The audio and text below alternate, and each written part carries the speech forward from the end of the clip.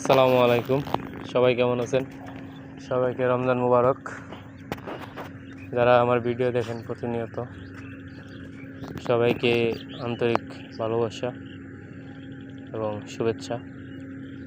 আসলে যারা বিদেশ থেকে আসেন কিংবা যারা বেকার থাকেন, হুটহাট কী করবেন সিদ্ধান্ত নিতে পারেন না, তো হুটহাট অনেক কিছু করা যাবে না।